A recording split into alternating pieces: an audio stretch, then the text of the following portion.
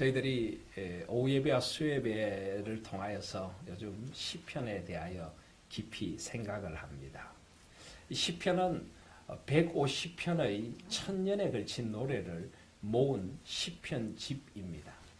이 시편에는 하나님 앞에 드리는 다양한 종류의 찬양이 있습니다. 이런 것을 문학적으로 장르라고 하죠. 장르. 그래서 어떤 시편은 굉장히 슬픔의 노래가 있습니다. 하나님 앞에서 인생의 굉장히 어렵고 힘든 시간들을 지나가면서 하나님 언제까지입니까? 언제까지 제가 이런 어려움과 아픔을 겪어야 합니까?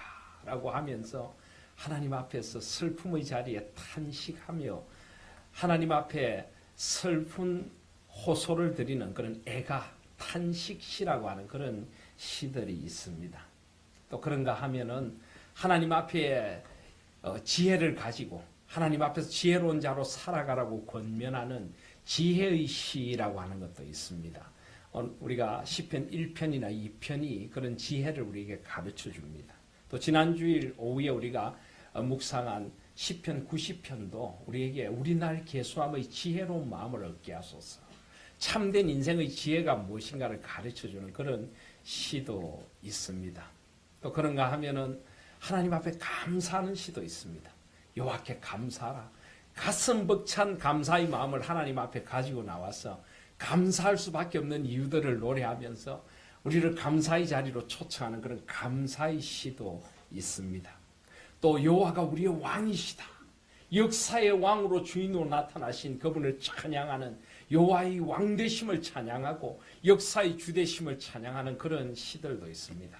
이런 다양한 장르의 시가 시편집 안에 들어있어서 우리가 삶의 모든 자리마다 우리 인생을 가노라면은 기쁘고 감사한 일들도 있고 찬양이 터져나오는 순간도 있고 눈물이 앞을 가리며 탄식하는 순간도 있고 인생의 지혜가 필요한 순간도 있고 나를 인도하실 여호와 나의 하나님 나의 목자를 필요로 하는 순간도 있고 삶의 모든 자리마다 우리가 부를 노래, 우리가 드릴 기도를 가르쳐주고 있는 것이 시편이라고 할 수가 있습니다. 그 가운데도 찬양의 시라고 하는 것이 있습니다. 가슴 밑바닥부터 찬양이 터져 올라와서 찬양하지 않을 수가 없는, 금방 우리 집사님이 시편 8편을 부를 때 여러분 가슴 밑바닥부터 찬양이 우러나오지 않았습니까? 이런 우리의 찬양을 하나님 앞에 올려드리는 찬양의 시라고 하는 시가 있는데 오늘 이 시편 8편은 바로 그런 찬양의 시라고 할 수가 있습니다. 이 찬양의 시도 무엇을 찬양하느냐에 따라서 또 몇 가지로 나누어집니다. 온전히 하나님을 찬양하는 그런 시도 있고요. 하나님이 행하신 구원의 역사를 찬양하는 시도 있고 오늘 특별히 시편 8편은 그 가운데도 하나님의 창조의 세계를 찬양합니다. 온 세상에 가득한 그 하나님의 창조의 솜씨를 보면서 와! 이 찬양이 터져나오는 이런 시도 있는데 그 창조의 세계에 대한 찬양시 가운데 대표적인 시가 이 시편 8편이라고 할 수가 있습니다. 시편 8편을 읽으면 우리 가슴 밑바닥부터 찬양이 터져나와야 합니다. 감탄사가 터져나와야 하는 것입니다. 신앙은 감탄사다 이런 말 들어보셨습니까? 진짜 신앙생활을 제대로 하는 사람에게는 감탄사가 있어야 됩니다. 하나님의 은혜에 대한 감탄이 있어야 됩니다. 오 하나님 웬 은혜입니까? 웬 사랑입니까? 그 하나님의 사랑을 생각하면 그냥 눈에는 눈물이 글썽이고 가슴 속에서는 뜨거운 무엇이 터져나오는 그런 감탄이 있어야 하는 것입니다. 신앙의 자리에 감탄이 있으시기를 바랍니다. 오늘 이 시편 8편은 창조 세계를 보면서 하나님 앞에 감탄하는 감탄의 시, 찬양의 시라고 할 수가 있습니다. 우리 8편 1절을 보십시오. 여호와 우리 주여 주의 이름이 온 땅에 어찌 그리 아름다운지요. 주의 영광이 하늘을 덮은나이다. 시인은 감탄하고 있습니다. 온 세상을 둘러보면서 여호와 우리 주여 주의 이름이 온 땅에 어찌 그리 아름다운지요. 온 세상을 둘러싸고 있는 그 주님의 영광, 주님의 아름다우신 이름, 주님의 사랑이 온 세상과 나를 휘감고 있습니다. 그 주님을 느낄 때마다 찬양하지 않을 수 없습니다. 여호와 우리 주여, 주의 이름이 온 땅에 어찌 그리 아름다운지, 주의 영광이 하늘을 덮었나이다. 여러분, 진정한 신앙인이라면 이런 감탄이 터져 나와야 됩니다. 하나님 지으신 세상을 보면서 문득문득 하나님의 그 은혜와 사랑을 생각하면서 그 하나님의 그 놀라우신 그 은총의 세계를 바라보면서 우리에게 이런 찬양이 터져 나와야 될 줄 믿습니다. 그래서 오늘 시편 8편은 그런 감탄으로 우리를 초대합니다. 그런 찬양으로 우리를 초대합니다. 그래서 1절에도 여호와 우리 주여, 주의 이름이 온 땅에 어찌 그리 아름다운지, 주의 영광이 하늘을 덮었나이다. 그리고 마지막 마칠 때도 9절에 보시면 여호와 우리 주여, 주의 이름이 온 땅에 어찌 그리 아름다운지요. 이런 것을 흔히 이 성경의 문학적인 장치로 봉투 구조라고 합니다. 봉투를 보면 위에도 붙어 있고 밑에도 붙어 있죠. 시작도 찬양, 마침도 찬양. 시작과 마침이 두미, 머리와 꼬리가 함께 관계를 하면서 이 두미상관법이라고도 하는데 하나님을 찬양하고 있습니다. 그렇습니다. 우리 인생은 찬양으로 시작해서 찬양으로 끝이 나야 될 줄 믿습니다. 우리는 외롭고 힘든 인생길에서 찬양을 발견한 사람들입니다. 예수 그리스도가 나에게 찾아오셨습니다. 지극히 높은 곳에서는 하나님께 영광이요, 땅에서는 기뻐하심을 입은 사람들 중에 평화로다. 예수님은 찬양과 함께 우리를 찾아오셨습니다. 그 주님을 만나는 순간 우리의 입술에 찬양이 터져 나오게 됩니다. 우리 가슴 밑바닥부터 은혜의 찬양, 감사의 찬양, 나 같은 것을 구원해 주신 그 은혜에 대한 찬양이 터져 나옵니다. 나 같은 죄인 살리신 그 은혜 고마워, Amazing Grace, 놀라운 은혜를 찬양하는 찬양이 터져 나오면서 우리는 하나님의 사람이 됩니다. 그리고 우리 인생의 마지막도 찬양이 되어져야 될 줄 믿습니다. 여러분들은 인생의 마지막에 무엇을 남기고 가시겠습니까? 주님 앞에 가는 순간 어떻게 떠나가고 싶습니까? 물론 병으로 말미암아 고통 가운데 주님 앞에 갈 수도 있을 것입니다. 또 급작스러운 사고로 우리가 제대로 한번 마지막의 시간을 가지도 못하고 떠나갈 수 있을지도 모르겠습니다. 그러나 저는 기도합니다. 우리 인생의 마지막도 찬양이 되게 하여 주시옵소서. 주님 정말 감사했습니다. 정말 마지막 떠나가는 순간 자녀들과 둘러서 있는 사랑하는 가족들, 친지들에게 이런 찬양을 드리며 떠날 수 있으면 얼마나 아름답겠습니까? 여호와 우리 주여, 주의 이름이 온 땅에 어찌 그리 아름다운지, 주의 영광이 하늘을 덮고 저를 덮습니다. 이제 그 영광의 나라를 향해 나아갑니다. 여호와 우리 주여, 주의 이름이 온 땅에 어찌 그리 아름다운지요. 이런 찬양을 드리며 주님 앞에 갈 수 있다면 얼마나 우리 인생이 아름답겠습니까? 그렇습니다. 이런 찬양이 우리에게 터져 나와야 하는 것입니다. 그 찬양 시에는 이렇게 먼저 찬양을 하자고 우리를 찬양으로 초청한 후에 찬양의 이유들을 우리에게 하나하나 설명합니다.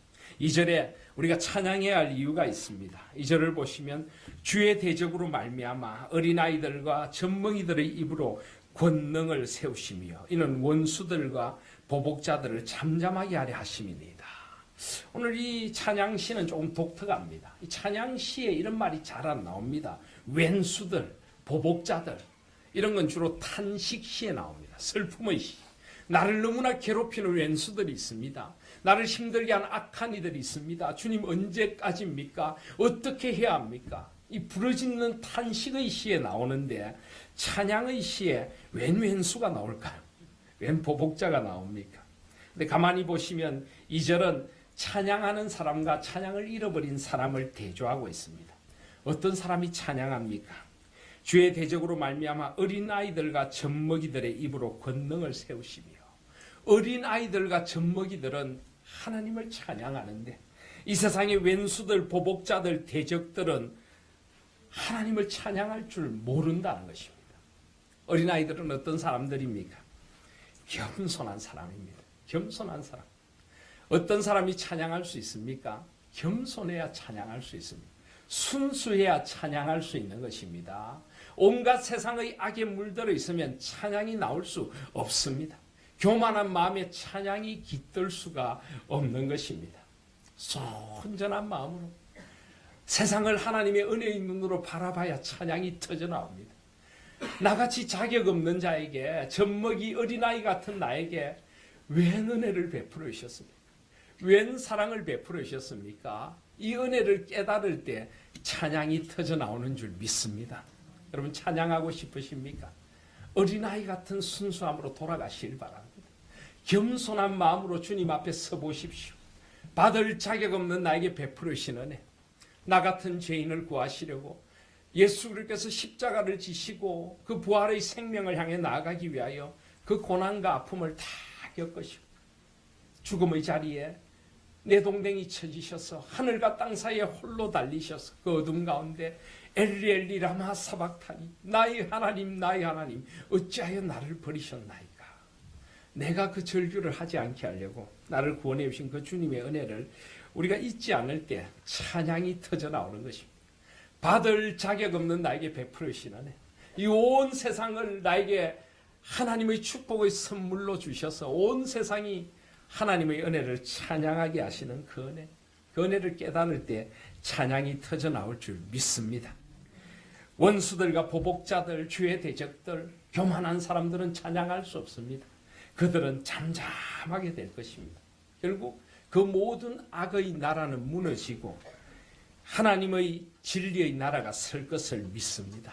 그것을 믿는 사람은 찬양할 수 있는 것입니다. 그러면서 시인은 다시 한번 이렇게 노래합니다. 3절에 보면 주의 손가락으로 만드신 주의 하늘과 주께서 베풀어 두신 달과 별들을 내가 봅니다. 여러분 하늘을 보면서 이런 생각 해보셨습니까? 펼쳐져 있는 하늘을 바라보면서 주님의 손가락으로 이 하늘을 쫙 만들어 펼치시고 주님의 손가락으로 달과 별들을 만들어서 하늘 가장 적절한 곳에 두셨군요. 저 별들이 주님의 솜씨를 노래하고 저 아름다운 달과 별을 나를 위하여 주께서 손으로 만들어 하늘에 하나하나 달아두시고 이 우주와 천체의 그 신비로운 질서를 따라서 운행되게 하셨군요. 야, 주님의 손가락으로 만드신 주의 하늘과 주께서 베푸신 달과 별을 내가 봅니다. 여러분 이런 감탄이 터져 나와야 하는 것입니다. 오늘 이 시가 누구의 시입니까? 8편 1절 앞을 보시면 다윗의 시 인도자를 따라 깃딧에 맞춘 노래다. 자, 이 시편 강해를 하며 말씀드렸지만 이 시편의 타이틀도 굉장히 중요합니다. 이 타이틀이 없는 시, 이 제목이 없는 시도 있고 있는 시도 있는데요. 약 한 100여 편의 시에는 이런 제목이 있습니다. 이 제목을 우리말 성경에는 지금 1절 바깥에 나눴잖아요. 그런데 히브리어 원어 성경에 보면요. 이게 1절로 들어와 있습니다. 그러니까 원어 성경은 시편 8편이 우리 성경에는 9절로 되어 있는데 원어 성경에는 10절로 되어 있습니다. 이 다윗의 시 인도자를 따라 깃딧에 맞춘 노래가 1절에 들어와 있습니다. 굉장히 중요하다는 것입니다. 이것은 다윗이 쓴 시입니다. 여러분 다윗이 언제 이 시를 썼을까요? 저는 다윗이 이 시를 그가 목동으로 살아갈 때 썼을지 모르겠다 하는 생각이 듭니다. 다윗이 목동으로 양에서 들판이 아니라 들판에서 양을 칩니다. 들판에서 양을 치는데 들판에서 그 양떼를 돌보는 이 목자의 삶이 여러분 뭐 겉에서 보면 아름다워 보이죠. 원래 나무의 삶은 아름다워 보입니다. 멀리서 보면 푸른 초장에 흰 양떼와 함께 노니는 목동 참 아름다워 보이죠. 가까이 가도 아름다울까요? 가까이 가면은 온갖 양똥들이 거기 널려 있고 그 말 안 듣고 들어온 양떼들을 지킨다는 것이 쉬운 것 아닙니다. 얼마나 힘든 일인지 모릅니다. 그리고 그 이리떼 늑대들의 그 침입을 막아야 하고 긴장해야 하고 누가 양을 훔쳐가지 않나 늘 지켜야 하고 이 목동의 삶은 고달픈 삶입니다. 그런데 어느 날 들판에서 양을 치다가 이제 양들을 다 우리에 넣고 재웁니다. 이 들판에서 양떼를 칠 때는 이스라엘 목자들은 이 제대로 우리도 만들 수 없습니다. 그래서 겨우 나뭇가지들을 갖다 놓고 엉기설기 우리를 만들어 놓고는 양들을 몰아넣고 문에 자기들이 눕습니다. 자기들이 양의 문이 되는 겁니다. 늑대나 이리떼가 이 우리로 들어가지 못하도록 입구를 누워서 목자들이 그곳에 누워서 잠을 자면서 양떼와 늑대로부터 지키는 것입니다. 그래서 우리 예수님께서도 뭐라고 하셨습니까? 나는 양의 문이라. 나는 양의 문이라. 바로 그런 뜻입니다. 우리를 지켜주시는 양의 문. 나를 통하여 들어가며 나가며 꼴을 얻는다. 그렇게 말씀하셨죠. 만약에 다윗이 그런 모습 속에서 이 시를 썼다면 한번 생각해 보십시오. 이제 양떼를 다 재워놓고 하루에 고된 시간들이 다 지나갑니다. 그리고는 하늘을 보며 팔베개를 하고 들판에 누워 있습니다. 그런데 갑자기 하늘에 그 희양찬란한 별들이 그 달이 자기에게 속삭이는 것 같습니다. 하나님의 그 아름다운 창조의 솜씨를 그냥 그 하늘의 달과 별들이 노래하는 것 같은 하늘의 찬양 소리가 막 다윗의 마음 깊은 곳에 들려옵니다. 다윗은 그 영감이 막 그냥 하나님을 찬양하고 싶은 마음이 오릅니다. 그래서 악기를 하나 듭니다. 그 악기가 뭘까요? 깃딧입니다. 오늘 제목에 보시면 다윗의 시 인도자를 따라 깃딧에 맞춘 노래다. 이 깃딧이 어떤 악기일까요? 지금 우리는 이 깃딧이 어떤 악기인지 잘 모릅니다. 아마 현악기일 것이다. 그래서 검은고나 뭐 수금 같은 악기일지도 모른다. 그런데 어떤 학자는 굉장히 재미있게 이렇게 이야기합니다. 깃딧은 현대의 기타일 것이다. 깃딧이 기티가 됐다가 기타가 됐다. 예. 실제로 그렇게 말하는 학자가 있습니다. 일종의 기타 같은 것일 것입니다. 그런 기타 같은 걸 탁 들고는 수금을 들고는 그냥 수금일지도 모르죠. 다시 돌베개인지 뭘 하나 베고는 하늘을 바라보면서 이 노래를 부르는 겁니다. 여호와 우리 주여. 이때는 정인국 집사님이 설교를 해야 되는데 얼마나 아름다운지 주의 영광이 하늘을 덮었나이다. 주의 손가락을 만드신 주의 하늘과 주께서 베풀으신 달과 별들을 내가 봅니다. 이 찬양이 터져 나오게 되는 것입니다. 다윗이 목동일 때 이 시를 썼다면 그런 아름다움이 있을 것입니다. 그런데 다윗의 생애 가운데 목동으로 살았던 생애만 있는 건 아니죠. 또 다윗이 들판을 헤매고 다녔던 시절이 있죠. 언제입니까? 골리앗과 싸움에 이긴 후에 그는 사울의 왕, 이스라엘 초대 왕 사울의 사위가 됩니다. 그런데 그 사울의 질투의 손길 아래서 결국 다윗은 그 자기를 죽이려는 그 사울을 피하여 들판을 헤매고 다니고 광야를 헤매고 다닐 수밖에 없습니다. 만약 다윗이 그때 이 시를 썼다면 그때 다윗의 마음은 어떠했을까요? 왕이자 자기의 장인어른인 그 나라의 가장 막강한 권력자가 자기를 죽이려고 합니다. 마음 붙일 곳도 없고 어디서 자기 생명 하나 부지할 곳이 없습니다.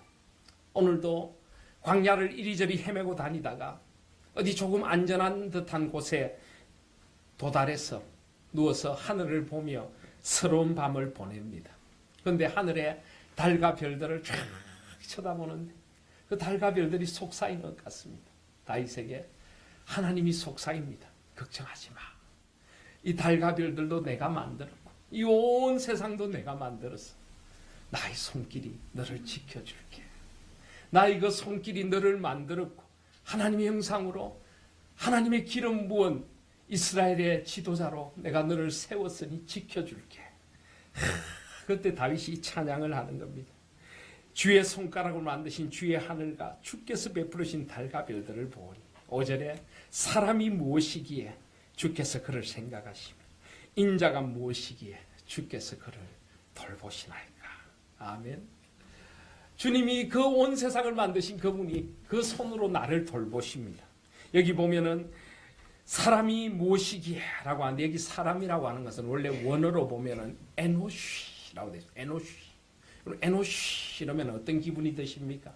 뭔가 좀 김이 팍 새는 것 같지 않습니까? 이 에노쉬라고 하는 말이 원래 병약한 존재다. 깨어지는 존재다. 성경은 사람을 그렇게 부릅니다. 티끌과 같은 존재, 깨어지는 존재, 에노쉬. 그리고 여기 인자라고 하는 것은 벤 아담이라고 되어 있습니다. 아담의 아들이다. 그런데 아담이라고 하는 말은 원래 아담아 흙이라고 하는 말에서 나왔습니다. 흙으로 돌아갈 존재다. 사람은 그렇습니다. 깨어지는 존재이고 흙으로 돌아갈 존재입니다.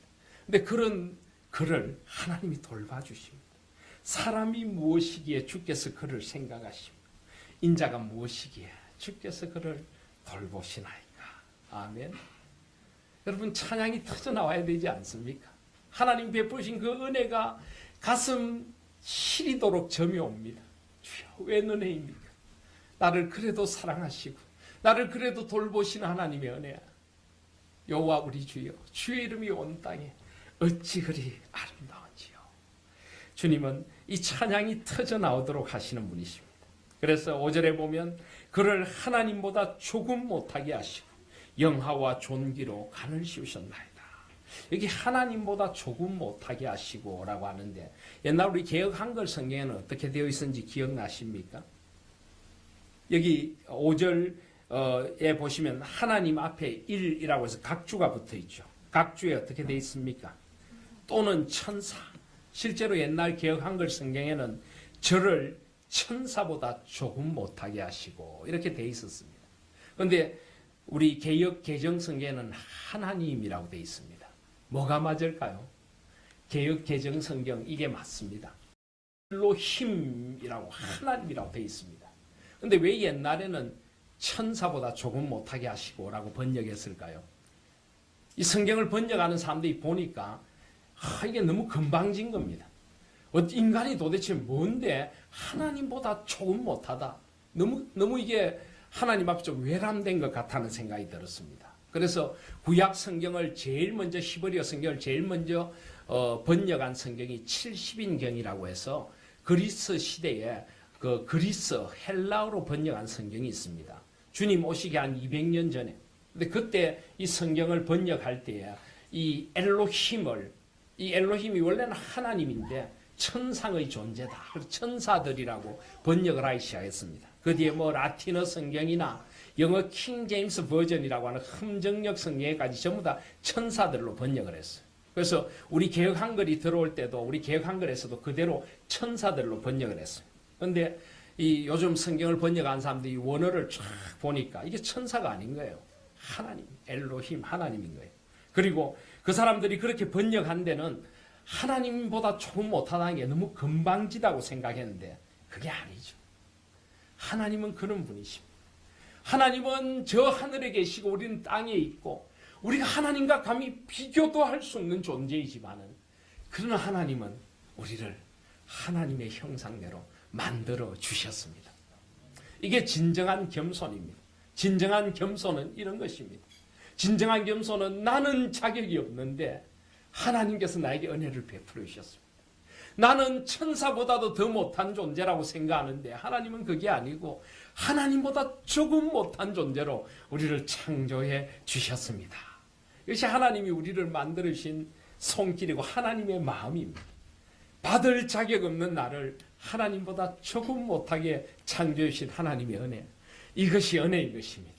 이것이 바로 하나님의 형상으로 우리를 지어주신 그 은혜를 깨닫게 되는 것입니다. 그래서 영화와 존귀로 간을 씌우셨나이다. 여러분, 저와 여러분이 무엇이간 하나님이 영화와 존귀로 간을 씌우셨다. 이건 왕이다 하는 왕. 여러분, 자꾸 세상의 가치로 우리를 바라보지 마십시오.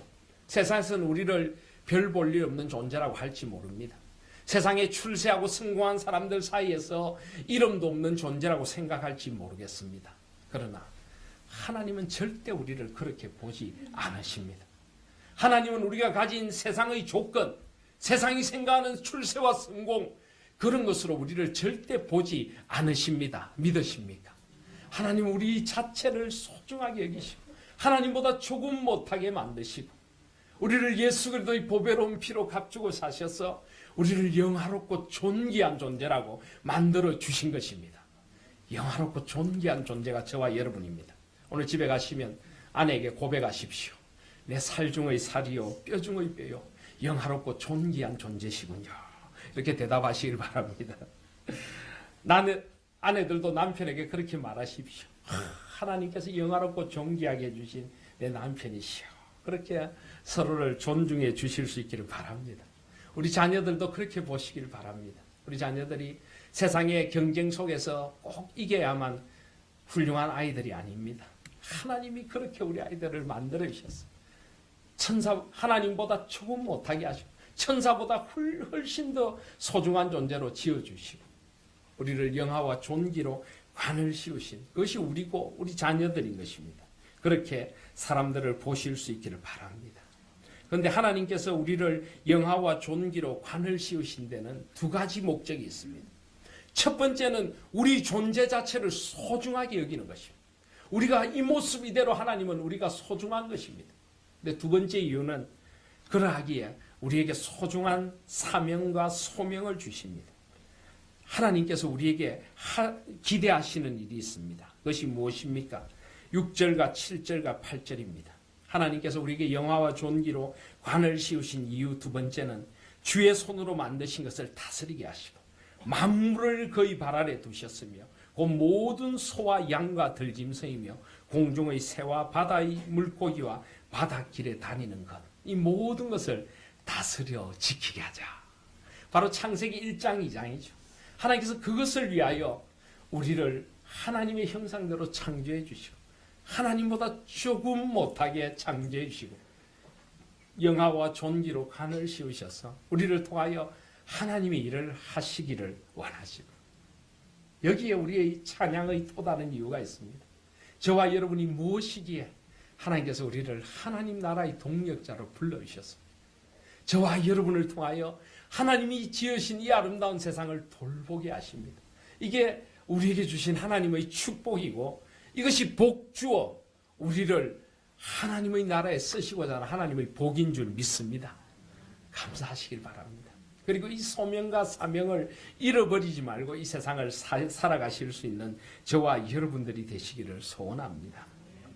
오늘 아침에 교회를 오는데 저희 차로 이제 저희 딸 이제 중학교 2학년 올라가는 저희 너뚱이하고 같이 차를 타고 오는데 저희 너뚱이가 이제 저기 올림픽 대로를 이렇게 달려오는데 올림픽 대로에 저희들 오는 시간에 이 가로등이 켜져 있는 것도 있고 꺼져 있는 것도 있더라고요.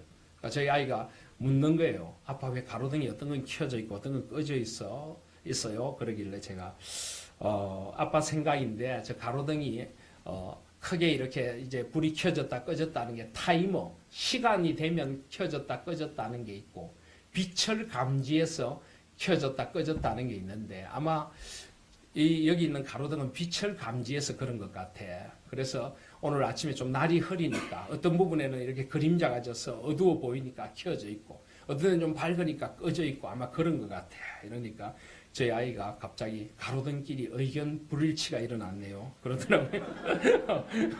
그래, 그런가?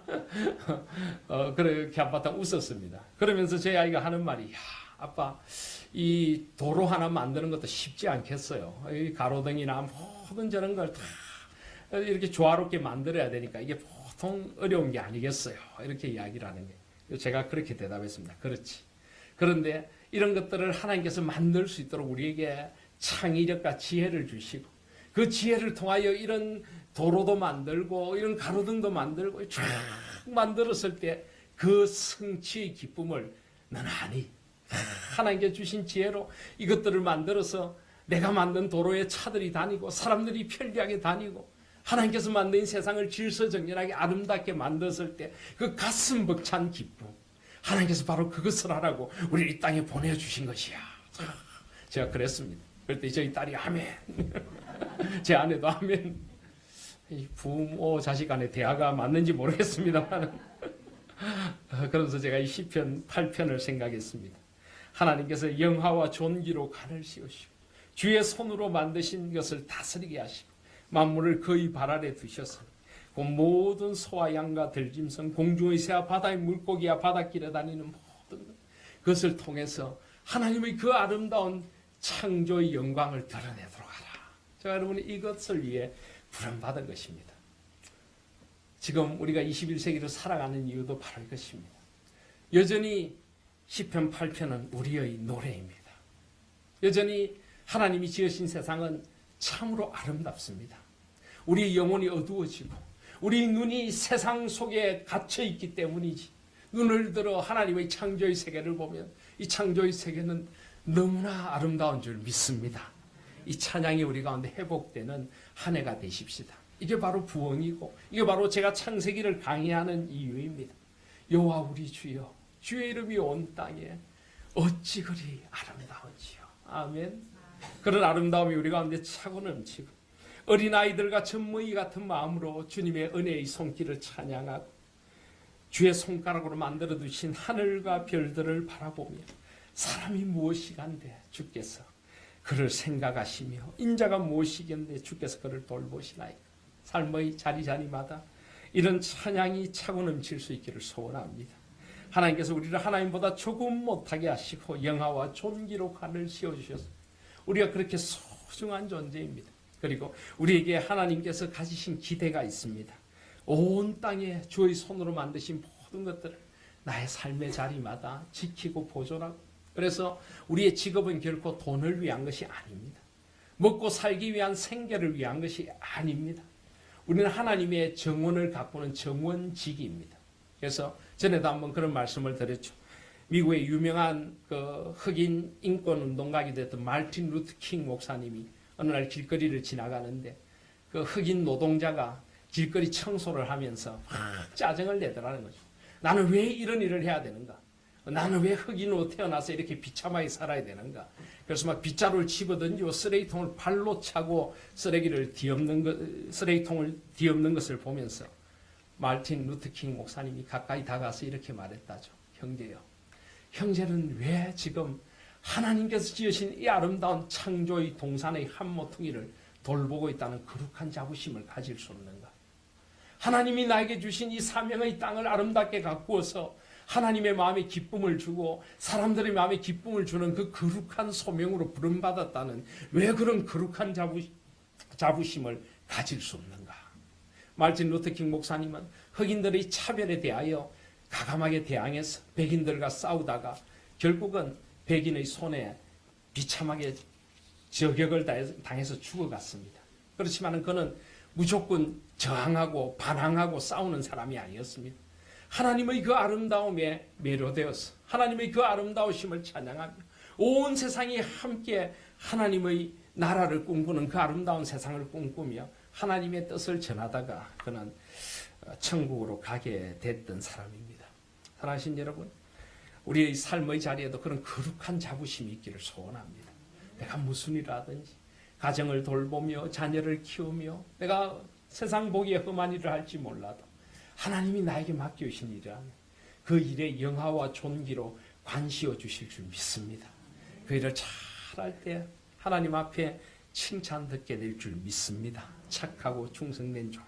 그래서 우리의 마지막은 결국 다시 영광입니다. 하나님의 영광으로 돌아가야 합니다. 여호와 우리 주여, 주의 이름이 온 땅에 어찌 그리 아름다운지요. 주님의 이름을 찬양하며 주님의 이름의 영광을 위하여 한평생을 이 찬양을 가슴 깊은 곳에서 드리며 살아가는 저와 여러분들이 되십시다. 그리고 주님이 어느 날 우리를 부르시는 그날, 주님의 이름이 내 생에 너무나 아름다웠습니다. 주님의 영광이 온 땅에 참으로 아름다웠습니다. 이제 영광의 주님 앞으로 돌아갑니다. 아멘. 나의 영원한 찬양을 받으시옵소서. 그렇게 주님 앞으로 가실 수 있는 저와 여러분들 다 되십시다. 그런 우리 하나님 성도님들 다 되십시다. 주께서 여러분들을 사랑하십니다. 예수 그리스도의 그 소망의 나라를 꿈꾸며 함께 주님을 찬미하시는 저와 여러분들 되시기를 주님의 이름으로 축복드립니다.